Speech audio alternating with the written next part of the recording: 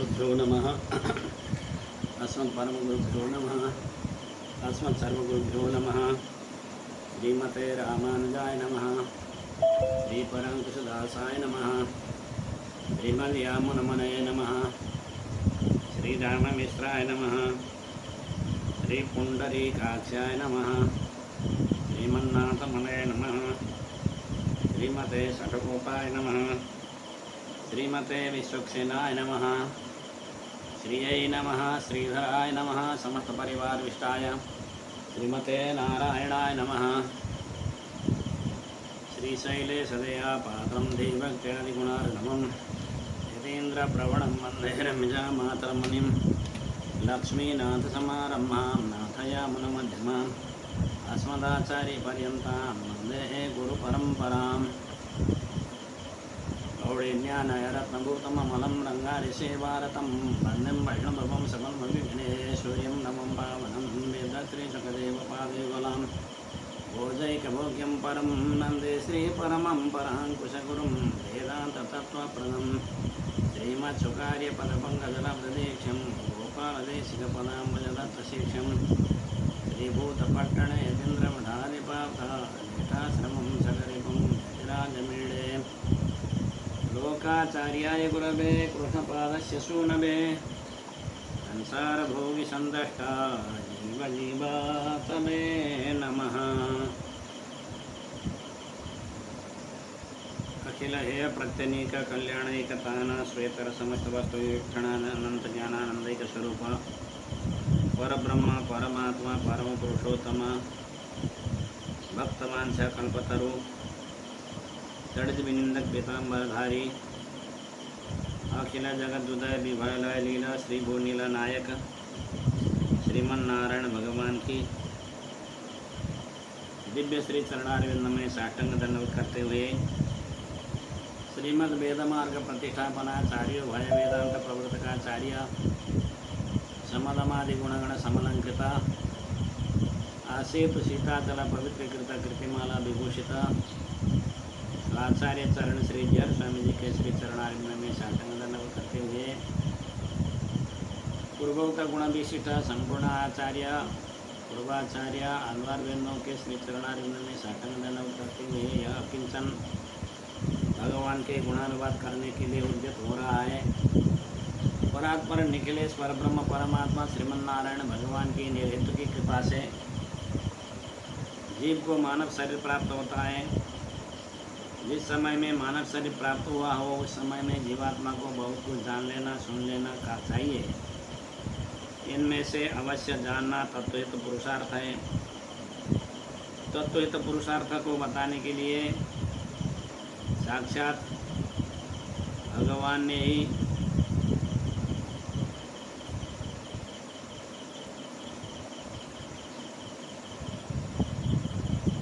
लोकाचार्य स्वामी जी का अवतार लेकर के बताया गया यह श्री तत्वत्रय ग्रंथ, जिसमें तत्वहित पुरुषार्थ के सरल ढंग से विस्तृत व्याख्या किया गया है।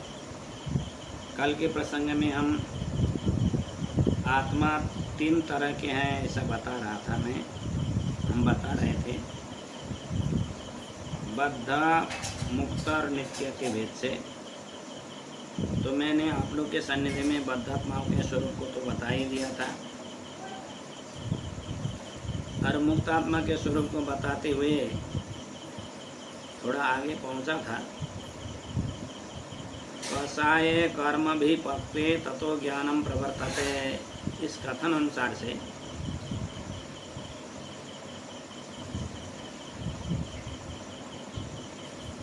कर्मों के द्वारा वासना परिपक्व होने के बाद में तब ज्ञान होगा।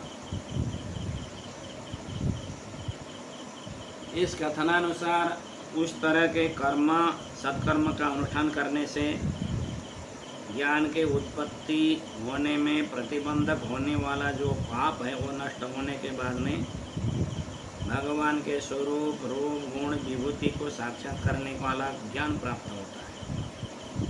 और ज्ञान प्राप्त होने के बाद में फिर जन्मांतर सहस्रेषु तपो ध्यान समाधि भी नराणाम क्षीण पापाणाम कृष्ण भक्ति प्रजायते। इस कथनानुसार से भक्ति प्राप्त होने के लिए विरोधी जो कर्म है वो उस कर्म को भी तपस्या ध्यान समाधि करते हुए जब आगे बढ़ेंगे तो उसको नाश होने के बाद में भक्ति प्राप्त होती है।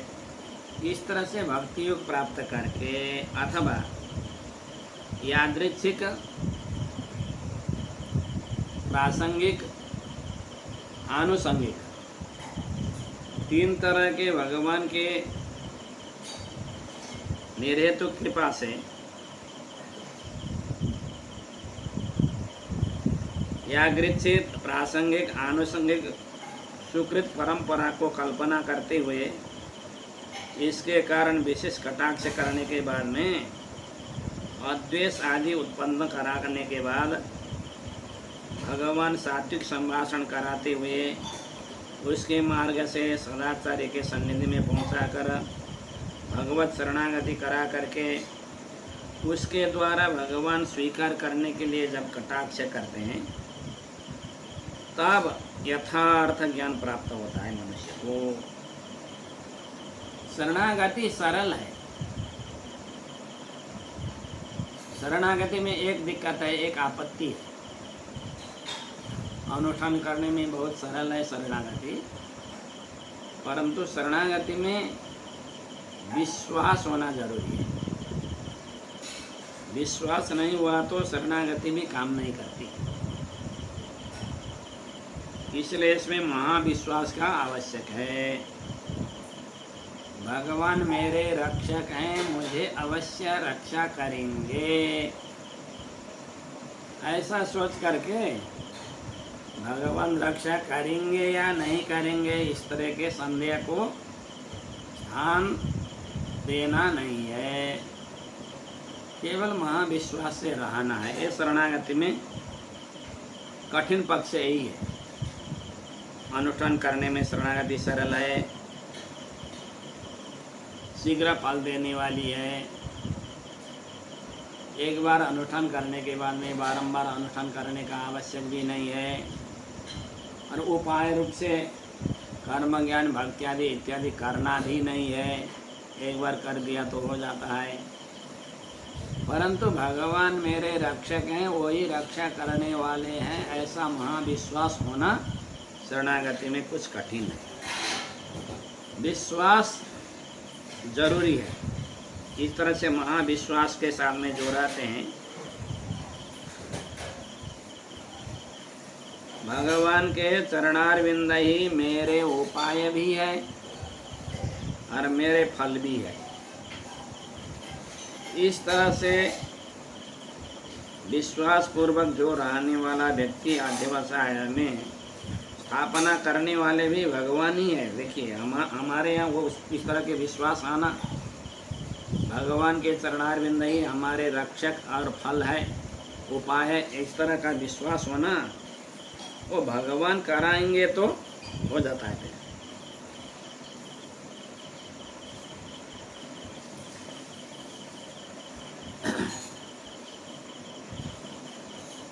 इस विश्वास को अर्जन करने के लिए हम लोग को दूसरे विषय में थोड़ा झांकना चाहिए। जैसे कर्म अनुष्ठान करेंगे, ज्ञान अनुष्ठान करेंगे, भक्ति अनुष्ठान करेंगे, तो ये अनुष्ठान करने में सरल नहीं है, कठिन है। दूसरे उपायांतर के काठिन्यता को देख करके विलंब से फल देने वाले हैं, ऐसा समझ करके भगवान शीघ्र फल देने वाले हैं, उपाय अनुष्ठान करना भी सुलभ है। केवल भगवान ही मेरे उपाय फल रक्षक आधार सर्वविध बंधु है, ऐसा समझना है। इस महाविश्वास के साथ ऐसे समझते हुए संपूर्ण सांसारिक पदार्थों में जो आसक्ति बनी हुई है उस आसक्ति से निवृत्ति हो करके भगवान के कैंकर्य को वही भोग्य मान करके रहने वाले जो चेतन हैं उनको भगवान मोक्ष प्रदान करते हैं। इस तरह से पूरे संसार का संबंध जो समाप्त होता है और मोक्ष प्राप्त होता है, इस तरह से मोक्ष प्राप्त करके रहने वाले जो है उनको मुक्त बोलते हैं। कल बद्ध के विषय में तो बताया था, आप लोगों ने उसको सुना भी, अनुभव भी किया।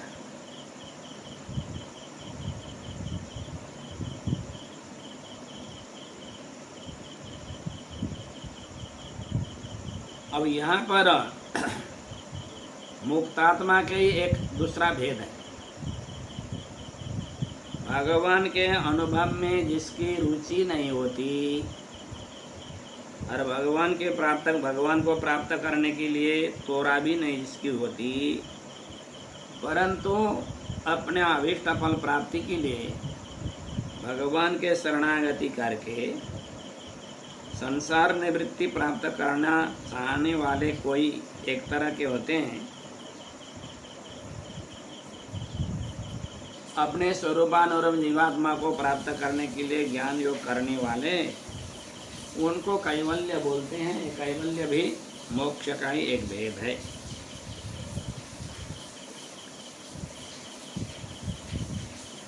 आत्मा 3 तरह के होते हैं, ऐसा कल बताने के बाद में बद्ध मुक्त नित्य में बद्ध और मुक्त के स्वरूप को बताने के बाद में अब नित्यात्मा किसको कहते हैं, नित्यात्मा के विषय में बताना शुरू कर रहे हैं लोकाचार्य स्वामी जी।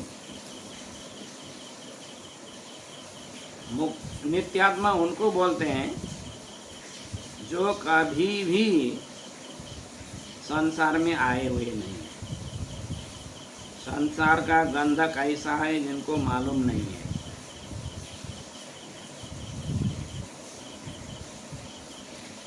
किसी समय में संसार में आए हुए को तो मुक्त बोलते हैं।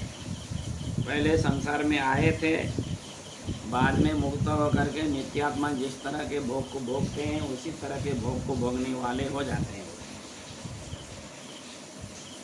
परंतु मुक्तात्मा में एक फर्क है।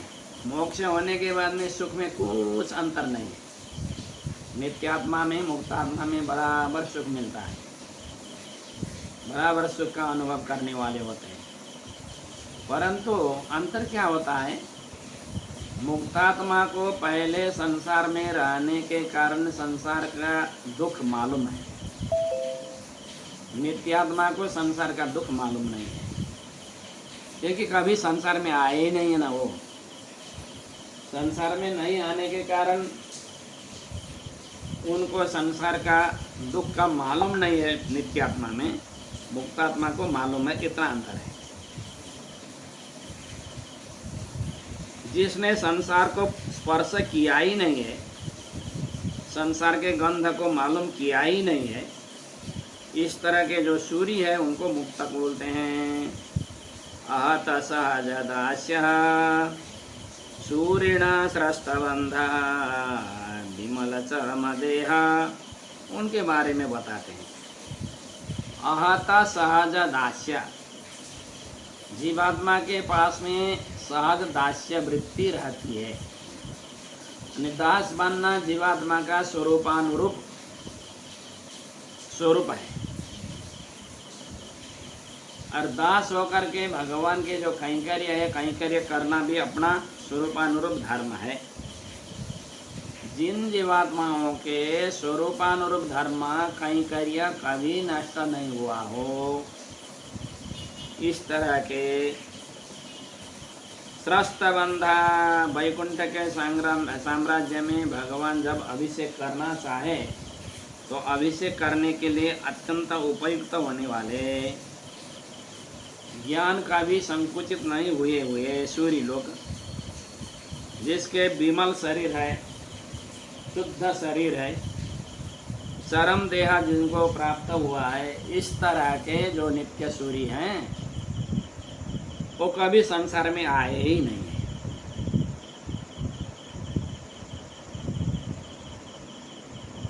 नित्य सूर्य भगवान के दिया गया जो भोग है उसी भोग को भोगते रहते हैं। उसी भोग को भोगते हुए रहने के कारण उनको कभी कष्ट होता ही नहीं है। आनंद से रहने वाले हैं।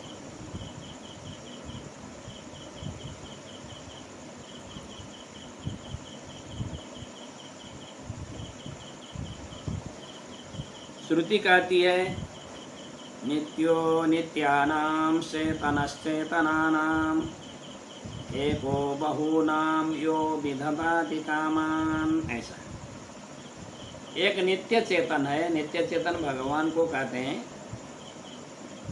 ऐसे नित्य चेतन भगवान नित्यानाम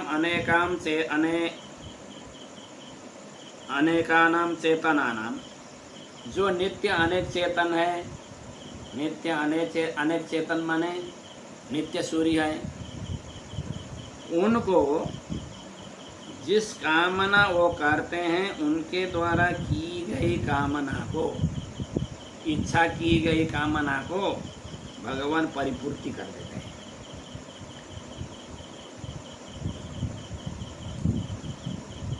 यौ अज्ञौ दो अजौ ईश नीसौ, दो व्यक्ति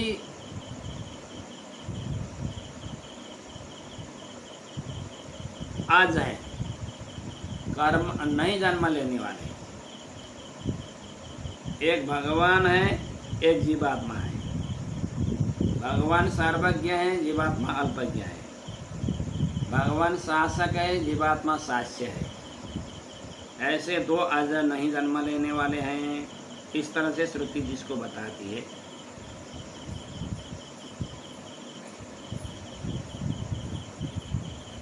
इत्यादि श्रुतियों के अनुसार, इत्यादि वेदांत वाक्य के अनुसार जीवात्मा नित्य है। जीवात्मा नित्य होते हुए भी अनित्य जैसा होकर के जन्म और मृत्यु के चक्कर में पड़ जाता है। क्यों पड़ता है?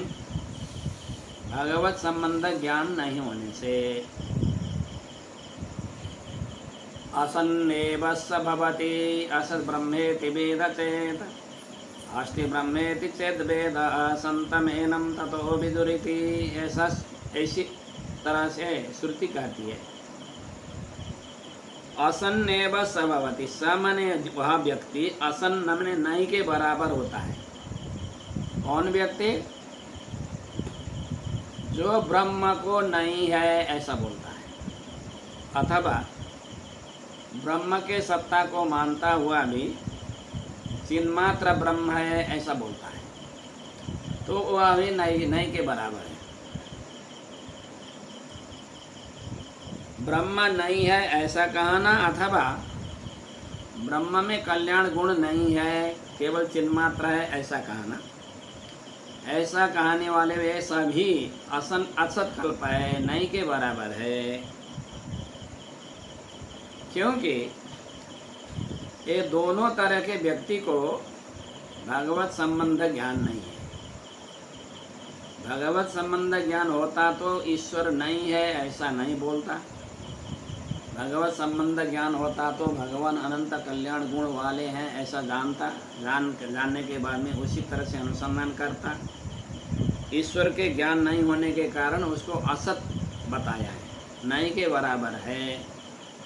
जो ईश्वर नहीं है अथवा ईश्वर के कल्याण गुण आदि नहीं है ऐसा बोलने वाले व्यक्ति असत कल्प है। वो ईश्वर को नहीं मानने वाला स्वयं भी नहीं है।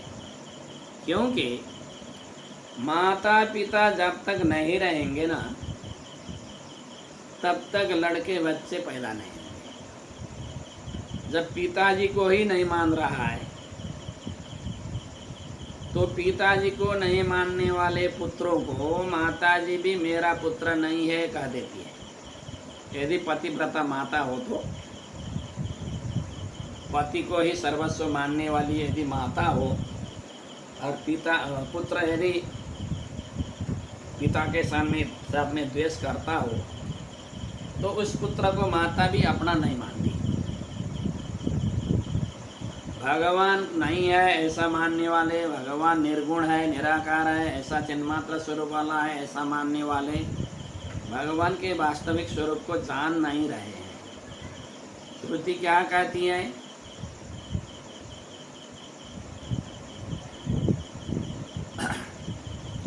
परास्य शक्तिर विविधैव श्रूयते स्वाभाविकी ज्ञान बल क्रिया च, ऐसा कह रही है। पर जो परमात्मा भगवान है, नारायण है, उनकी शक्ति अनेक तरह की है, ऐसा सुनी जाती है। वे शक्तियाँ स्वाभाविक है, कहीं से आए हुए नहीं है, किसी के आश्रय से आए नहीं है। जब तक भगवान रहते हैं तब तक भगवान को छोड़ करके अन्यत्र जाने वाले नहीं है। इस तरह की शक्ति, अनेक तरह की शक्ति परमात्मा में है, ऐसा सुना जाता है श्रुतियों के माध्यम से। तो भगवान तो अनंत कल्याण गुण वाले हो गए ना, अनंत शक्ति के खान हुए ना भगवान। ऐसे अनंत शक्ति के खान, अनंत कल्याण गुण के खान भगवान को गुण वाला नहीं है कहा देता है, या ऐसे भगवान ही नहीं है कहा देता है, तो उसको श्रुति क्या बोलेगी? तो वो भी नहीं है यही बोलेगी। असन्नेव सभवती असत ब्रह्मेति जीवेति। जो ब्रह्म को असत मानता है तो वह भी असत है, वह भी नहीं है, ऐसा श्रुति बताती है। अस्ति ब्रह्मेति चेत वेदः। जो ईश्वर है, परमात्मा है, ब्रह्म है, ऐसा जानता है, अनंत कल्याण गुण के खान है, ऐसा समझता है, तो उसको विदु माने ज्ञानी महात्मा, वो संत है, ऐसा बताते हैं, ऐसा स्वयं श्रुति बताती है। इस मंत्र में क्या बताया गया? जीवात्मा नित्य होता हुआ भी भगवान के साथ में संबंध नहीं होने से असत कल्प असत तुल्य हो गया, असत बराबर हो गया, असत जैसा हो गया, नहीं के बराबर हो गया।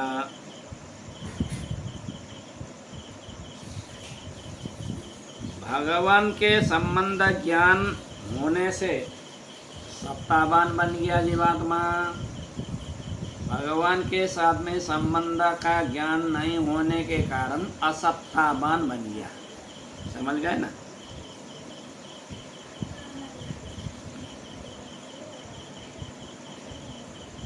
इसीलिए उन लोग को नित्य बोला जो त्रिपाद विभूति में रहने वाले, क्योंकि उनका कभी भी भगवान के साथ में संबंध बिगड़ा नहीं है। हम लोग संसार वाले जो है ना, भगवान के साथ में संबंध बिगाड़ करके संसार में आए हुए हैं। भगवान के साथ में हम लोग के बहुत संबंध है।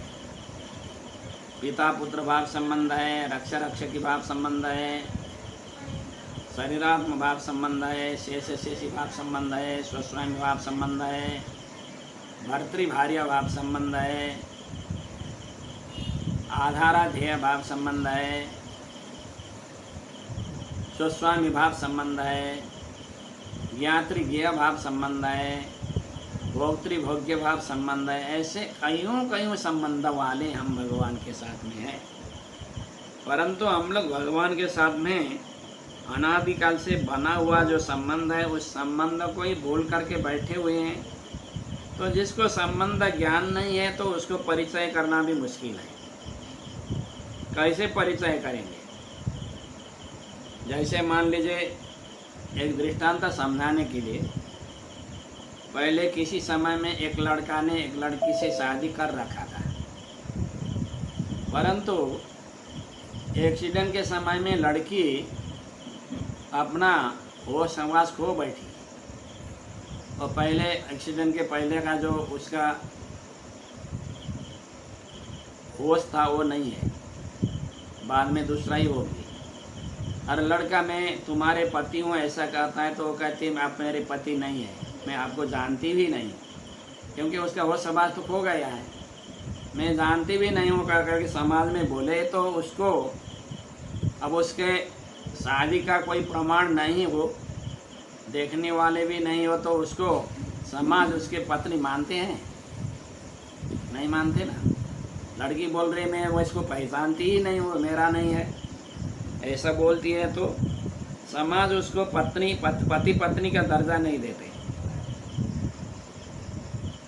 जानने वाले प्रत्यक्ष साक्षी भी ना हो, देखने वाले और कुछ प्रमाण भी नहीं हो, तो संसार वाले तो नहीं मानते ना।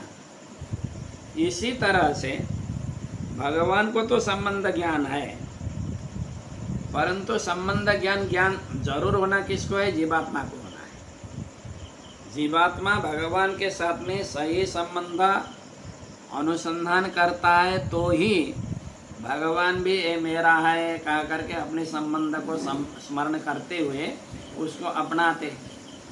जब जीवात्मा मेरा कोई संबंध नहीं है ईश्वर के साथ में, ईश्वर मेरा कोई नहीं है कहने लगता है, तो बेचारा भगवान क्या करेंगे?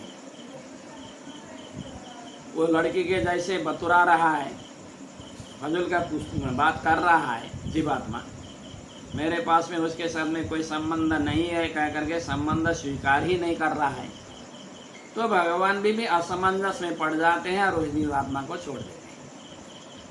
इसलिए मोक्ष होने के लिए सबसे ज़्यादा जरूरी है संबंध ज्ञान होना। संबंध ज्ञान हो गया तो अपने आप प्रेम हो जाता है। देखिए भगवान से जब तक भगवान के साथ में हमारा संबंध ज्ञान नहीं होगा, तब तक भगवान के साथ में हम लोग भक्ति कर ही नहीं सकते, भगवान में प्रेम कर ही नहीं सकते, भगवान को अपना मान ही नहीं सकते, और भगवान रक्षा करने वाले हैं ऐसा विश्वास कर ही नहीं सकते। इसलिए संबंध ज्ञान वाले जो कभी भी संबंध को भूले नहीं है, सदा सर्वदा संबंध ज्ञान को सोच करके शेष शेषी भाव संबंध, स्वस्वामी भाव संबंध, ऐसे संबंध को निरंतर चिंतन करते हुए रहने वाले जो नित्य सूरी हैं उनको नित्यात्मा बोलते हैं।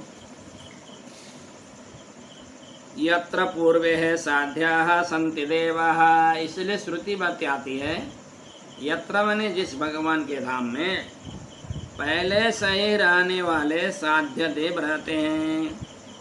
यत्र सह प्रथमजा ए पुराणा, जो पुराने जमाने के ऋषि लोग जहाँ पर रहते हैं, जो प्रथमजा कभी दो बार जन्म लिया ही नहीं, पहले जन्म से रह रहे। इस तरह से नित्यात्मा को श्रुति भी प्रशंसा करती है, वेद पुरुष प्रशंसा कर रहे हैं। भाष्यकार सूरी भगवान रामानुज स्वामी जी ने भी नित्यात्मा के वैभव को बताते हुए कहा है गद्य में, स्वच्छंदान वृत्ति इत्यादि भी गद्य विस्तरण। वह स्वच्छंदान वृत्ति है, अपनी इच्छा से चलने वाले हैं, ऐसा कह करके गद्य में विस्तार पूर्वक कहा है। इसलिए कभी भी संसार के गंध को जिसने प्राप्त किया नहीं हो, ऐसे वैभवशाली मुक्तात्मा रहते हैं। अशेष शेष वृत्तिषु अन्वितत्वात् कैंकर्यपराणाम सर्वेषां प्रधानत्वात् अनंत शेष इति उच्यते। इनमें एक दो के नाम बताते हैं जो भगवान के संपूर्ण शेष वृत्ति में लगे हुए हैं, यानी भगवान के संपूर्ण तरह के कैंकर्य में जो निरंतर लगे रहे हुए हैं।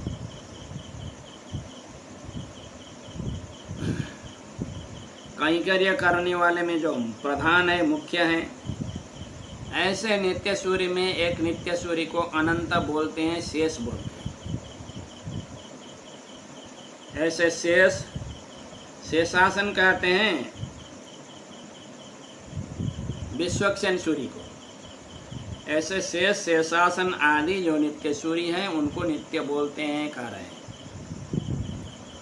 तो भगवान शेष जी भगवान के सब तरह से कैंकर्य करने वाले हैं, ऐसा भगवान आलवंदार स्वामी जी अपने आलवंदार नाम के स्तोत्र में बताते हैं। निवास शय्यासन पादुका अंशुको पधान वर्ष तपवारणादिभिः शरीर भेदैः स्तव शेषतां गतैर् यथोचितं शेष इतिर्यते जनैः। शेष जी भगवान के आवश्यक अनुसार, भगवान की जिस वस्तु की आवश्यकता होती है उसी अनुसार अपने शरीर से ही सर्वविध कैंकर्य करने वाले हैं। भगवान के लिए बैठने का आसन का आवश्यक हो गया तो शेष जी अपने शरीर से ही आसन बन देते हैं। भगवान के लिए भगवान को सोने के लिए सैया का आवश्यक हो गया, तो शेष जी अपने शरीर से ही सैया बन देते हैं, निवास सैया। भगवान के लिए घर का आवश्यक हो, तो शेष जी अपने फणा से ही घर बना देते हैं। निवास शय्यासन, भगवान को पादुका की आवश्यक है, तो भगवान को पादुका की आवश्यकता है, तो शेष जी पादुका ही बन देते हैं। इस बारे में तो शय्यासन आसन पादुका का आवश्यक पड़ा। तो तुलसी के रामायण में एक प्रसंग आता है, जब भरत जी भगवान राम से मिलने के लिए चित्रकूट में जाते हैं, तो चित्रकूट में जाते हैं तो भरत जी भगवान राम के सन्निधि में पहुंच गए, भगवान को प्रणाम कर रहे हैं, लेकिन लक्ष्मण जी प्रणाम नहीं कर पा रहे, और भगवान के सेवा को छोड़कर भी नहीं जा सकते। अब भरत जी बड़े भैया हैं, अपने बड़े भैया को प्रणाम भी नहीं कर पा रहे हैं। इस तरह से लक्ष्मण जी असमंजस में आए। जिस तरह से चंगा को चलाने वाला व्यक्ति चंगा को खींच करके अपनी तरफ खींच लेता है ना, इसी तरह से लक्ष्मण जी अपने मन को खींच करके भगवान की सेवा में ही लगाते हैं। ऐसा वाक्य है वहाँ पर। अभी वो चौपाई मुझे उपस्थित नहीं हो रहा है। जिमी चंग चनारो ऐसा वाक्य है, जिमी खींच चंग चनारो ऐसा वाक्य है। इसका मतलब क्या था? लक्ष्मण जी भगवान के आसन बन करके बैठे थे रामचंद्र जी के सेवा में, और भगवान आसन में विराजमान थे।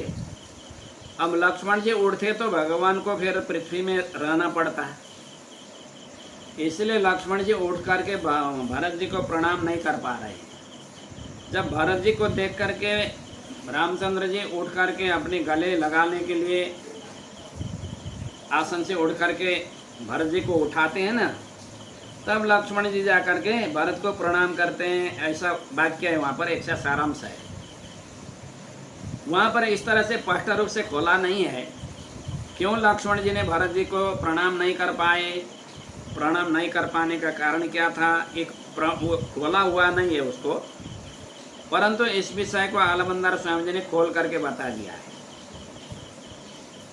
आसन बन करके लक्ष्मण जी बैठे हुए थे, तो भगवान रामचंद्र जी जब तक आसन में बैठे हुए तो कैसे उठ करके प्रणाम करते?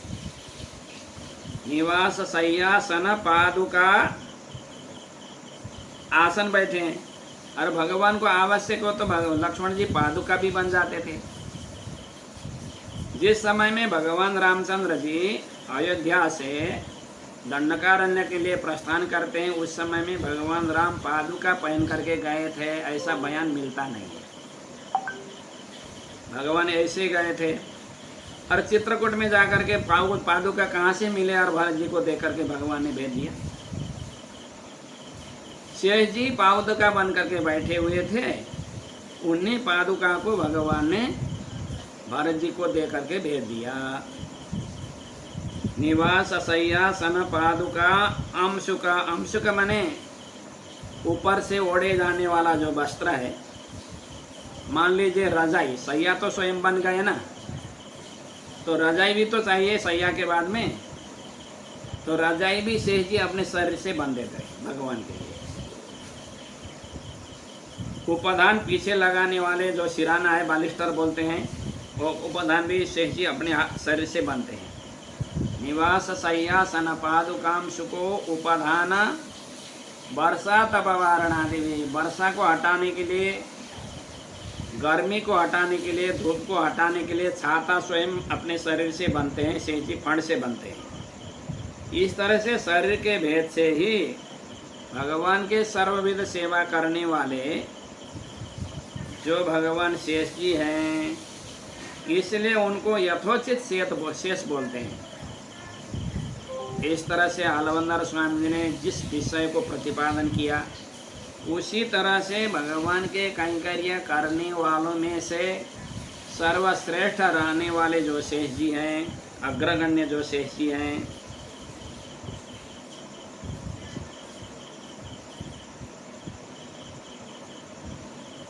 उसी तरह से विश्वक्सेन सूर्य भी हैं। विश्वक्सेन सूर्य का एक नियम है, वो कभी भी भोजन करते हैं तो भगवान के द्वारा भोजन करके बचा हुआ अन्न से ही करते हैं।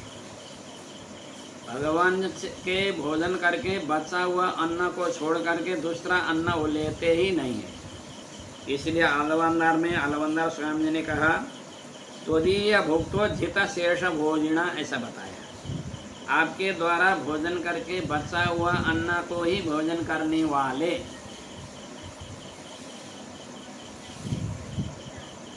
इस तरह के सेनापति को शेषासन बोलते हैं। शेष माने बचा हुआ को, आसन माने खाने वाले, भगवान के प्रसाद को लेने वाले, भगवान के प्रसाद लेकर के बचा हुआ शेष को लेने वाले। इस तरह से शेष जी बनादिनाथस्य सुसुंदरस्य भये प्रभुत शिष्टास्य न सैन सत्पथि, ऐसा पूरे स्वामी जी ने भी बताया। बनादी रात भगवान जो हैं, जो सुंदर बाबू भगवान बनाद्री में रहते हैं।